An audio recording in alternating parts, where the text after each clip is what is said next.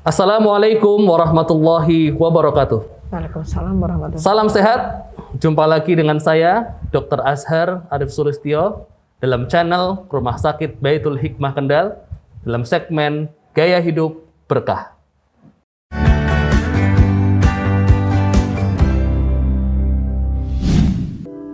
Positif COVID memang luar biasa. Stigma ini sangat ditakuti pada umumnya, seolah-olah dijauhi oleh masyarakat sekitarnya. Sementara berita duka selalu menghiasi di layar kaca. Bahkan ucapan bela sungkawa terus memenuhi semua grup WA. Siapa yang divonis positif dibuat merinding karenanya. Benarkah demikian? Lalu, bagaimana lansia menghadapinya? Oke, hari ini kita akan membahas tema kemarin, yaitu lansia sehat di era pandemi. Yang kemarin kita sudah membahas terkait dengan lansia sebelum terpapar COVID-19. Nah, pada kali ini kita akan membahas topik yang tidak kalah menarik, yaitu bagaimana tips ketika lansia divonis COVID-19. Seperti kita ketahui bersama, ya, stigma masyarakat sangat ditakuti ya oleh penderita COVID-19. Ya, sampai-sampai orang yang memiliki gejala ke arah sana sampai takut untuk memeriksakan diri ke dokter. Ibu kemarin perasaannya bagaimana ketika divonis COVID-19? Ya. Pada awalnya sih kaget sekali ya. Kaget sekali ketika menunggu hasil swab. Ternyata memang benar sudah menduga di situ adalah positif COVID ya. Nah, sebagaimana tadi yang disampaikan bahwa di masyarakat itu terutama di sini itu masih sangat tabu ya. Sehingga ketika divonis dengan positif COVID, PCR positif, itu Masya Allah, takutnya bukan main. Takut dikucilkan, kemudian takut nanti kalau misalnya ada apa-apa itu akan dinilai aib ya di masyarakat. Ya, nah, jadi saking takutnya itu sampai seperti itu. Dan pernah juga terjadi ketika seseorang itu sakit nggak mau periksa, kemudian di rumah. Ketika sudah sesak nafas yang tidak tertahankan, baru datang ke rumah sakit. Nah, rumah sakitnya sudah nggak ada tempat. Ini yang akhirnya mendapatkan sesuatu keadaan yang fatal.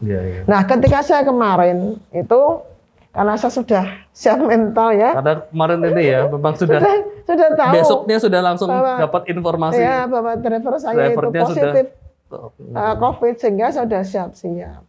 Yang pertama kali ketika saya itu divonis positif itu, saya tidak lain ingat akan Allah Subhanahu wa Ta'ala. Ingat Allah Subhanahu wa Ta'ala. Saya yakin bahwa ini tidak kebetulan. Tidak ada kebetulan. Tidak kebetulan. Pasti Allah sedang menguji saya. Dan saya berprasangka baik saja, insya Allah nggak apa-apa. Itu perasaan saya. Berarti ada harapan ya bahwa sakit ini Allah lah yang bisa menolong saya gitu ya. Jadi itu yang pertama kali saya ingat itu. Kemudian dengan seperti itu kebayang aku nanti itu berat apa enggak gitu.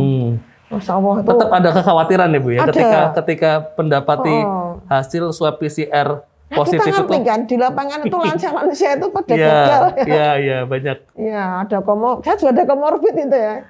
Banyak juga ya. Apalagi kita baca di grup, sering baca di grup WA dan sebagainya, di media sosial ya. Jadi begitu saya tahu saya juga lansia, saya punya komorbid itu pertama kali adalah saya minta tolong sama Allah Subhanahu wa Ta'ala. Saya ingat ya, dulu ketika masih kecil gitu ya, dari bapak saya atau dari guru-guru saya itu sering mengingatkan bahwa ketika kita minta tolong itu dengan sedekah. Minta tolong dengan sedekah. Kita minta tolong kepada Allah SWT itu bisa dengan sholat, bisa dengan sedekah, dengan kebaikan lah ya, dengan kebaikan. Maka begitu ada vonis begitu, pertama kali yang saya ingat adalah itu ya. Saya sholat, kemudian saya berdoa. Artinya kita lagi dalam kondisi tambah bertambah Iya. butuh pertolongan Allah gitu Butuh seperti itu ya. ya. Sebisa mungkin ya, sebisa mungkin kita bersedekah, entah siang malam sampai malam-malam itu juga kita mencari orang bagaimana kita itu bisa memberikan sedekah pada orang lain. Yaitu saya ingat betul, jadi sudah banyak kejadian ketika kita mendapatkan musibah itu bisa tertolong dengan kita bersedekah ya. Oke, berarti ketika kita divonis COVID-19 ya, naudzubillah min dzalik ya, artinya kita yang pertama yang harus kita ingat adalah Allah Subhanahu wa taala ya, tempat kita Ya. berharap ya, tempat kita memohon pertolongan ya. Salah satunya adalah dengan cara bersedekah gitu ya. Jadi memang itu membangun mindset ya, membangun mindset. Yang kedua mindset keikhlasan. Saya yakin ini nggak kebetulan, ini pasti dari Allah itu loh. Saya akan pasrah aja, jadi ikhlas itu. Apapun yang terjadi, saya akan terima. Ridho dengan ketetapan Allah itu tadi. Iya, nah, itu yang pertama kali ya. Saya bangun itu. Yang kedua itu saya pokoknya manut dengan dokter. Kita mau diapain, kita mau dengan apa ya, saya pasrah aja. Ini kan sebuah ikhtiar. Betul. Sebuah ikhtiar. Artinya berobat ke dokter adalah sebuah ikhtiar ya. Iya, di samping kita berdoa atau minta tolong pada Allah Subhanahu wa taala. Gitu.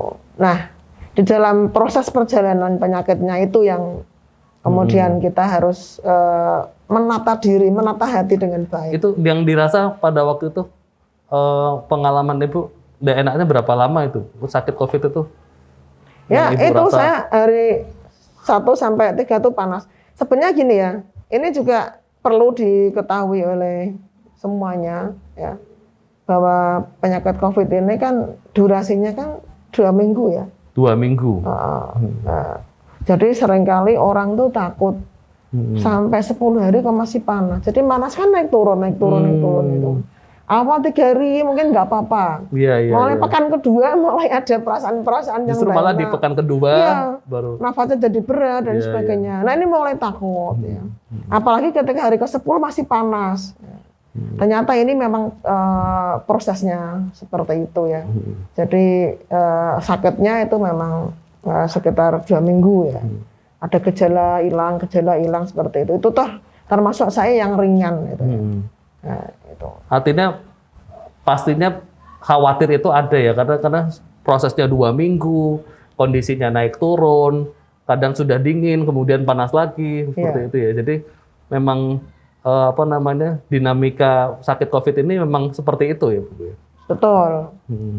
Kemudian di dalam proses kita diobatin, tetap terus ya kita harus berdoa, kita harus berzikir gitu ya. Dan jangan lupa ya, ketika orang sakit ikhlas itu, insya Allah dosanya akan Diampuni. berguguran ya kan, diampuni. Iya. Doanya akan dikabulkan. Makanya kalau pas proses sakit itu manfaatin itu. Ujian Allah yang namanya sakit manfaatin. Memanfaatkan Ya. sakit untuk sarana berdoa. Siapapun didoakan sarana mendekat semua. kepada Allah. Iya, dan itu semakin banyak pahala kita dan doanya itu insya Allah tidak tertolak. Doakan orang lain justru. Iya. Tidak orang hanya lain. fokus pada doa kita Enggak. sendiri ya. Semua orang lainnya, dari keluarga, dari tetangga, teman, kerabat, kemudian Ibu sebut satu-satu atau global atau gimana? ada satu-satu aja global. Nah, bahkan negara kita juga didoakan gitu ya, para pemimpin didoakan. Ya itulah kesempatannya bagi saya seperti itu. Iya.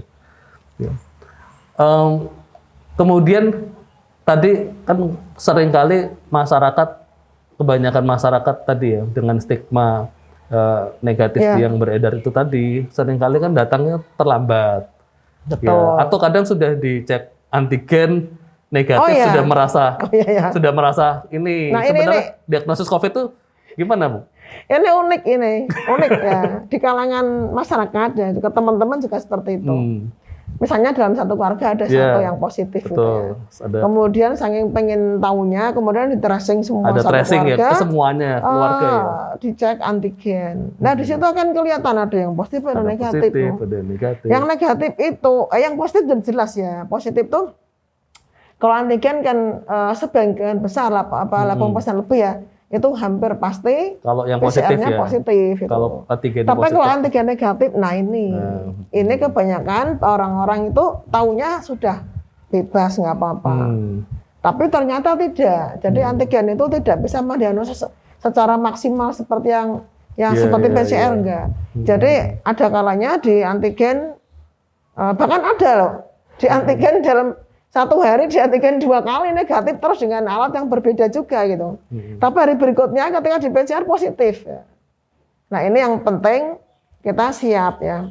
Ketika negatif juga bisa diulang dengan PCR kok tetap negatif ya itu aman insya Allah ya. Tapi jangan senang dulu ketika antigen 1 kali Sudah. negatif. Apalagi kita serumah ya. Betul. Serumah kan sekarang klasternya klaster keluarga. Kebanyakan klaster keluarga ya, Bu. Nah ini yang bahaya ketika sudah meyakini bahwa negatif kemudian nanti masih pergi kemana-mana masih bisa menularkan pada orang lain.